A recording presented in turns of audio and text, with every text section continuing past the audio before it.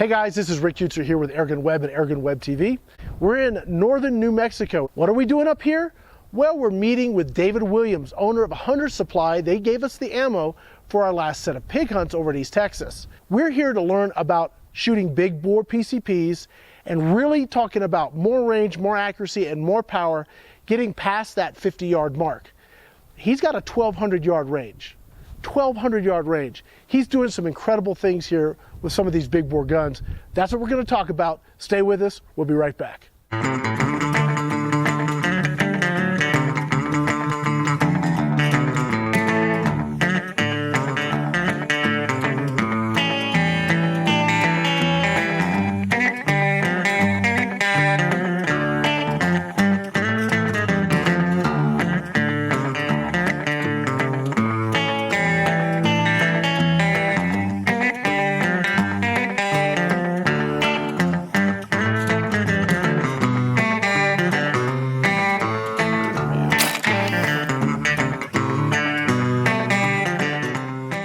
Well, David, thanks for having me out here. It was fun. Yeah, man, we were having a great old time shooting some air guns, and we learned a lot. I mean, I learned a lot. You probably didn't learn much, but you taught me a lot. How was that? One of the things we really focused on was the difference between shooting like small bore air guns and big bore air guns. Why don't you tell me, or why don't you tell our viewers, what is the big difference? Because I'm used to shooting small bore. And when I was shooting small bore guns or shooting the big guns like small bore, my groups weren't great. Yes. So tell me what we need to do to make that better. The main thing you need to do to make it better is you need to pull the gun into your shoulder and hold it. And it's like a shotgun shooting, you need to follow through with the shot.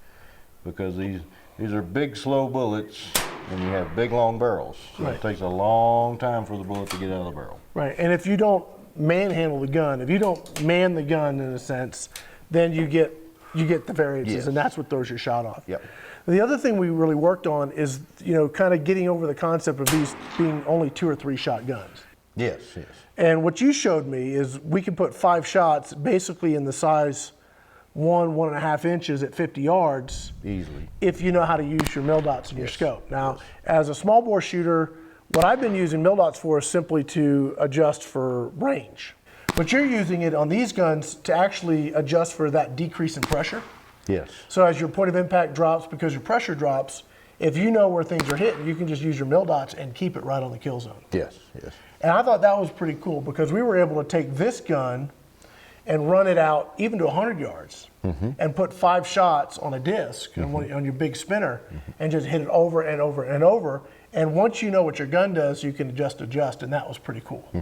So how I even came out here, if you remember, is that I sent you an email saying, hey, I wound up getting a Texan in an airgun trade. Yes. And you said, well, if you bring that out, I can make it shoot for you. Yep. I was a little bit skeptical because I had a Texan in the past, and I really had a hard time getting accuracy out of it. And I said, well, I want to come out and see these guys anyway, see all their bullets and how they make them, and that was really cool. And if you could make this Texan shoot to be a 100-yard pig gun, I would be thrilled. And you said, absolutely no problem. That's a no-brainer. So tell me a little bit about what you do, because a stock Texan, this is no longer. No, well, internally it is a stock Texan. Right, okay. We just do some modifications to it. We recrown the barrel, we put a true chamber in here, and then we put the Mad Dog stock on it. Right, and you take this little cap off. And we take off the end cap and put on a limb saver to help the harmonics of the barrel. Right, so by the time you're done, you've got a gun that shoots completely different. Yes. And I'll tell you that this guy, he says, here, shoot my gun. And I was shooting his Texan. He's got set up like this, and it was just sweet. I mean, it was very enjoyable to shoot, even with the 350 grain slugs. Then I shot my Texan that hadn't had anything done to it. It was less enjoyable because it rocks you in the table. It's amazing how much recoil you get out of these things. But after you've done all the work and you put it in this stock, it really tames the gun down. It tames it down, gives it more weight, makes it a lot more stable shooting platform. It's much, much nicer. The other thing we did on this, which is very time consuming and it's also part of your service, is we fire lap the barrel. Yes. That is a process. It's 40 slugs in, that are coated, I guess is the right word. Yeah. Coated in a particular series of grit. Series of grit, yes. And you start with coarse and you work your way actually to a polishing grit. Yes. And when you're done, it is like a mirror finish. Yeah, it would be very shiny inside. And tell me what's the main advantage of us doing that? The main advantage there is you can shoot, I would say 200 shots without having to clean the barrel. Okay. And it's just a patch. From that point on, yeah, it's just... from that point on, you don't need solvents and brushes and stuff. You just need a patch. And then you take this thing out and shoot it after all this work's done, and it is far more enjoyable to shoot. It's really, really nice. Yes.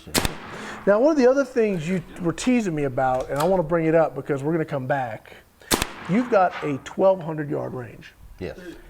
This is very impressive, folks. To watch this guy sit down at a bench with an untethered gun Yes.